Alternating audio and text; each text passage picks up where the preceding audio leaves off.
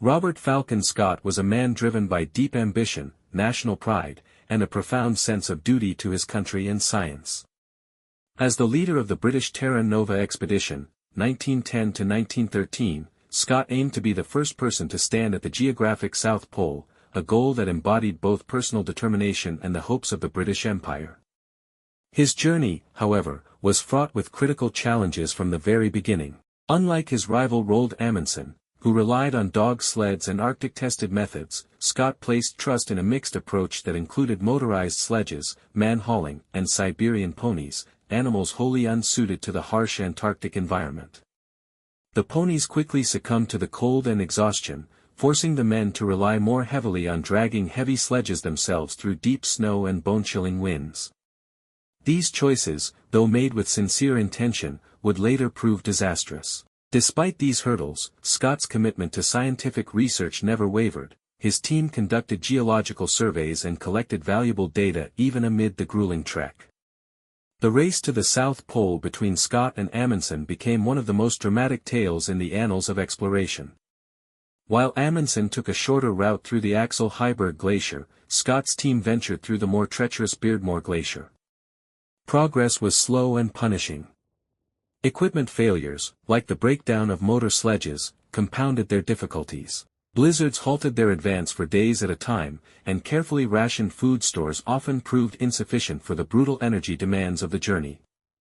The team's physical condition began to deteriorate long before they reached their goal.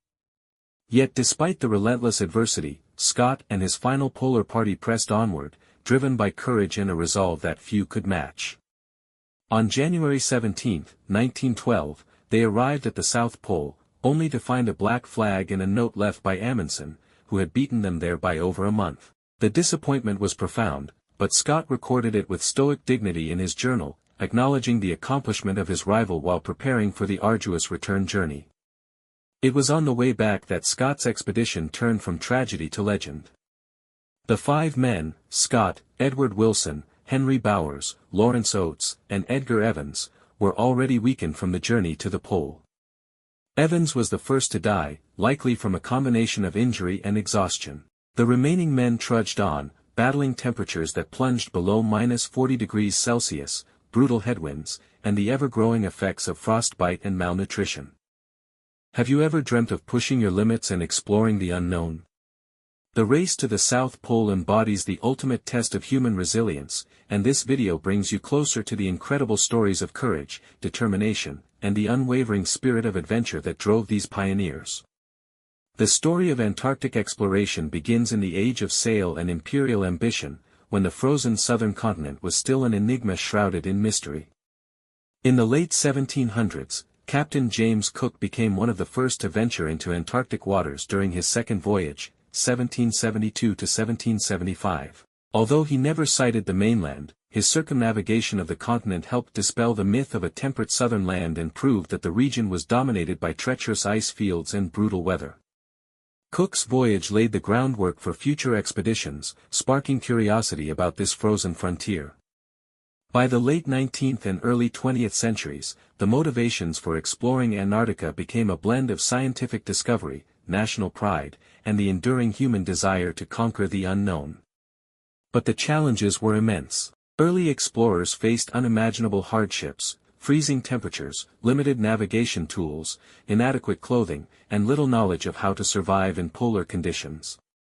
Their expeditions were as much about endurance as they were about discovery, pushing the boundaries of human resilience. As the 20th century dawned, the heroic age of Antarctic exploration was born, a period marked by legendary courage, tragedy, and perseverance.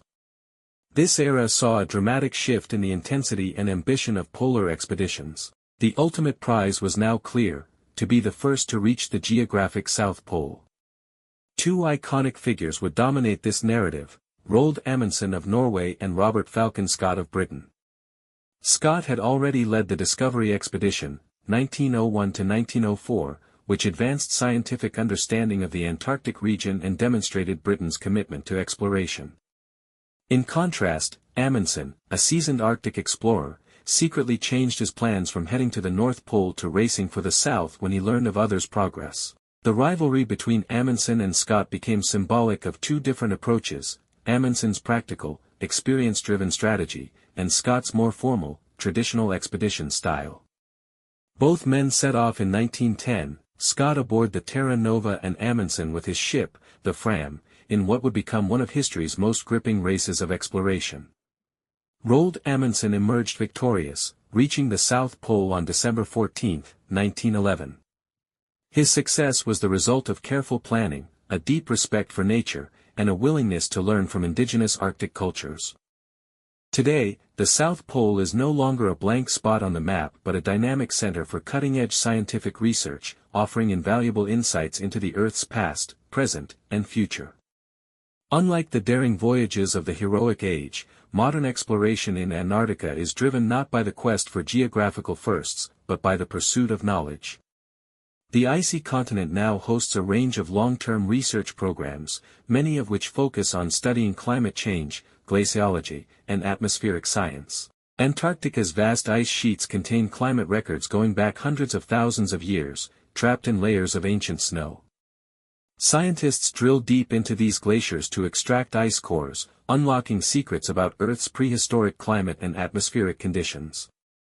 Meanwhile, the unique position of the South Pole, remote, dry, cold, and with little light pollution, makes it one of the best places on Earth for astronomical and astrophysical observations. Projects like the IceCube Neutrino Observatory are pushing the boundaries of what we know about the universe, detecting elusive subatomic particles from deep space. This blending of Earth science and space science makes Antarctica not just a place of icy desolation, but a beacon of modern scientific curiosity. Antarctica is also a rare symbol of international cooperation in a world often divided by politics. Under the Antarctic Treaty System, signed in 1959 and expanded over the years, more than 50 countries have agreed to preserve the continent for peaceful, scientific purposes. This agreement prohibits military activity, mineral mining, and nuclear testing, ensuring that the region remains a global commons dedicated to research and conservation. The result is a network of international research stations scattered across the continent, from the US-operated Amundsen-Scott South Pole Station to Russia's Vostok Station and Concordia, a joint French-Italian facility. Scientists from all over the world work side by side, studying everything from microbial life beneath the ice to shifts in the magnetic field. These collaborations are not just about sharing data and equipment, they foster a spirit of unity and shared responsibility for one of Earth's most extreme and important environments. In an age where geopolitical tensions often run high, Antarctica remains a model of what humanity can achieve when united by a common purpose. Looking ahead, the future of Antarctica hangs in a delicate balance.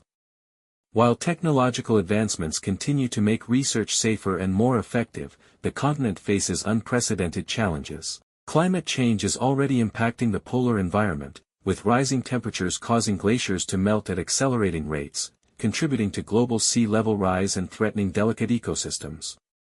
Human activity, even limited and controlled, introduces risks such as pollution, disturbance to wildlife, and increased logistical footprints.